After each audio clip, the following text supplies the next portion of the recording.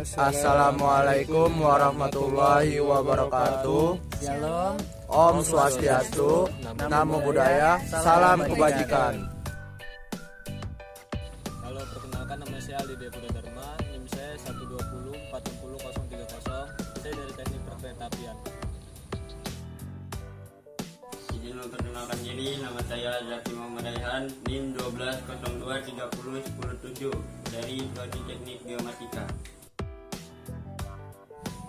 Halo, nama saya Fareza Dwiki Nugraha, NIM 120230102. Saya dari Prodi Teknik Geomatika.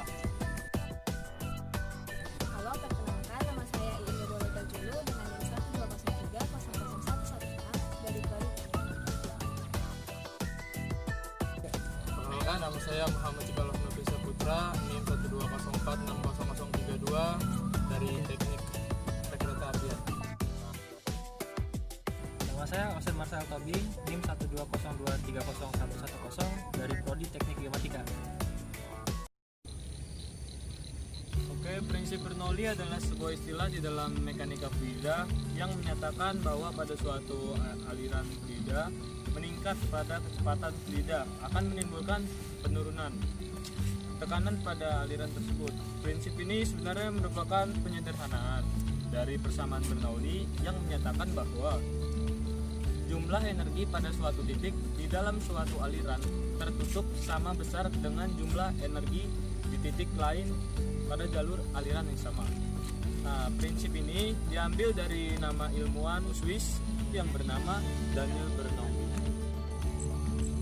Jadi hukum Bernoulli menyatakan bahwa kenaikan kecepatan aliran fluida akan menyebabkan penurunan tekanan fluida secara bersamaan atau penurunan energi potensial fluida tersebut. Jadi intinya adalah tekanan akan menurun jika kecepatan aliran fluida itu meningkat. Persamaan Bernoulli ini berhubungan dengan tekanan, kecepatan, dan ketinggian dari dua titik poin aliran fluida yang bermassa jenis. Persamaan ini berasal dari keseimbangan energi mekanik atau energi kinetik dan energi potensial, dan juga tekanan.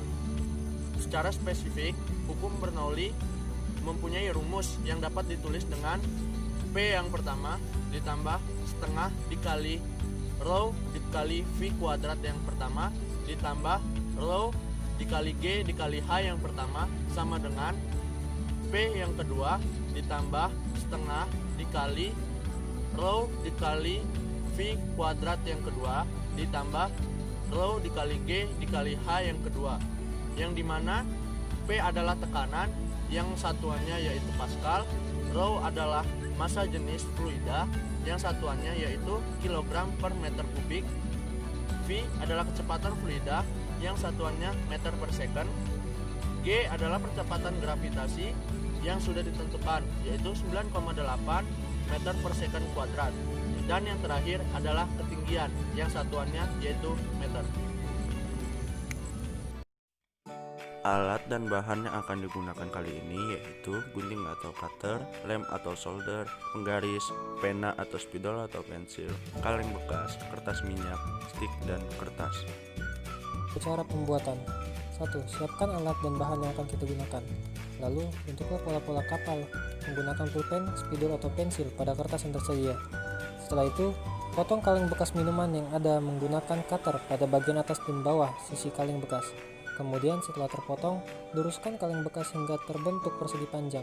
Setelah itu, kaitkan pola-pola bagian kapal yang sudah dibentuk sebelumnya pada kaleng bekas. Potong kaleng bekas tersebut menggunakan gunting dengan mengikuti bentuk pola bagian kapal. Setelah semua pola rangkaian kapal terbentuk pada kaleng bekas, satukan pola-pola tersebut dengan menggunakan lem atau solder hingga terbentuk kapal.